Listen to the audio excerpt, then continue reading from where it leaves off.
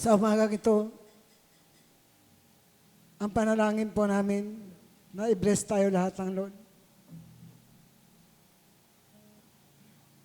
Linisin ang ating isip at puso. Manalangin po ako ng pagsuko sa Diyos. Pagpakumbaba, alam ko po na minsan po marami pong nadadaya ng diablo sa atin.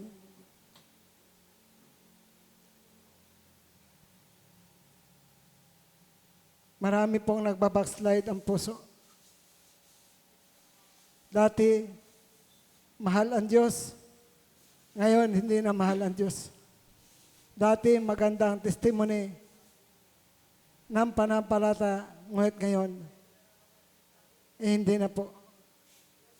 Iba't iba po ang naging kalagayan natin sa buhay. Mga kapatid, huwag kayong maging malamig sa Panginoon.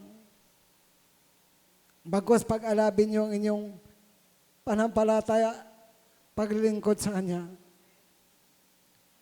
Ako po'y manalangin.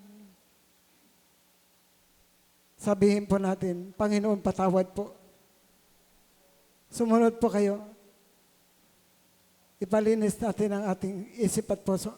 Patawad po sa kasalanan ko, nagawa sa isip, sa salita, at sa gawa. Patawad po sa kawalan ko ng panampalataya sa iyo. Kahinaan, patawad po sa sama ng loob, tampo, galit, hinanakit, hindi pagpapatawad, asinungalingan, pag-iimbot, pagnanakaw na ikapatandog sa Diyos, hindi pagkilala sa pagka-Diyos ni Kristo Jesus. Patawad, Panginoon, sa lahat ng ito. Pagrebelde, paglaban sa Diyos, hindi pagsunod sa utos ng Diyos. Ito po'y pagrebelde. Ang hindi po pagsunod sa utos ng Diyos, rebellion po yan. Hindi paging tapat sa Diyos. Kasakiban, kadamutan, lahat ng kasalanan na aking namana sa aking ninuno ni magulang, patawad, Panginoon. Linisin mo ako sa oras na ito, ng banal mo at makapangyarihan dugo. Ang aking mata, ang aking isip, ang aking puso, ang aking kamay, hugasan mo ng banal mo dugo. Ipinapahayag ko sa oras na ito na si Kristo Jesus ang aking Panginoon, tagapagligtas, tagapagtubos.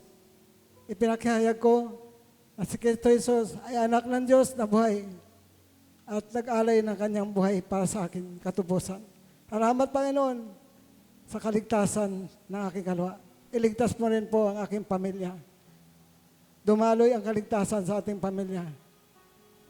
Pagpalain mo ang araw nito. I bless po itong araw nito.